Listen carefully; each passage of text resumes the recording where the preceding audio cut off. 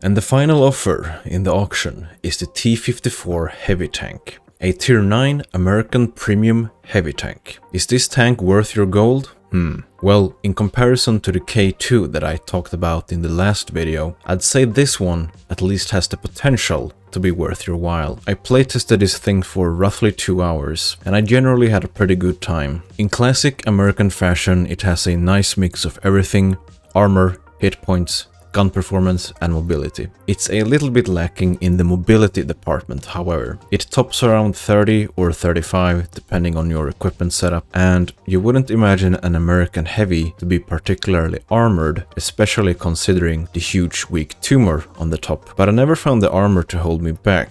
It could both go hull down and side scrape all in one tank. But now you're thinking, they're just gonna hit the huge cupola if you go hull down. And yes, they definitely can. So you will have to cover it as much as you can with your gun. But this is a weakness I do like. It rewards knowledge about the game and skillful play, in comparison to like the Chieftain, which has no cupola at all that it has to cover. But on the T54, I never found the cupola to be a hindrance to how you play the tank. Poke a ridgeline when you know the enemy is loading or when they are not looking your way, and you will be fine. When you see this tank, you probably think of the Renegade, which is its closest counterpart, at least aesthetics-wise. I'd say the main difference lies in their guns, and tier difference of course. The T54 Heavy Tank's gun is a pretty punchy one with 450 alpha damage and excellent gun depression, which also helps in hiding the cupola on top of your tank. When you are using the gun's lowest depression angle, the cupola will be obscured much better by your gun and your turret, letting you survive for longer. The 450 alpha feels pretty nice. Nothing great, but nothing bad either. But with the gun's aim time, I'd expect the alpha to be a little bit higher. The gun handling is generally pretty good, but during my playtesting, it was the aim time that held the gun back for me the most. It will work wonders in close quarters combat, but as soon as the combat goes medium or long range, you will often have to expose yourself for too much time, resulting in having to trade your hit points. In comparison to the K2, however, this tank definitely has the potential to carry a game, thanks to its generally versatile characteristics.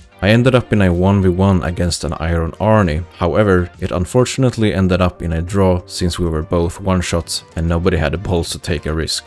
Unlucky lol. I don't think this tank will blow anyone's minds, which is very characteristic of an American tank in this game. They are generally just very reliable and comfortable, which is not a bad thing. We don't want meta-breaking tanks like the BZ or underperforming frustration tanks such as the K2. The T54 Heavy Tank is a solid package that I think will reward most players with its dynamics. Also, it's a Tier 9 premium as well, which means it will earn bonds, which is pretty neat. If you're into versatile American heavies, I don't think you will go wrong with this tank. So, is it worth the gold? I say it definitely can be. As there aren't that many Tier 9 premiums in the market, this tank feels like it actually has a place and a purpose in my garage, rather than just another Tier 8 premium tank collecting dust on the side of all the other Tier 8s that I'd rather play. But be mindful when bidding on this tank, and don't get tempted by Wargaming's cheeky business practices. If you do miss out on this tank, it's not the entire world. The M103 in the tech tree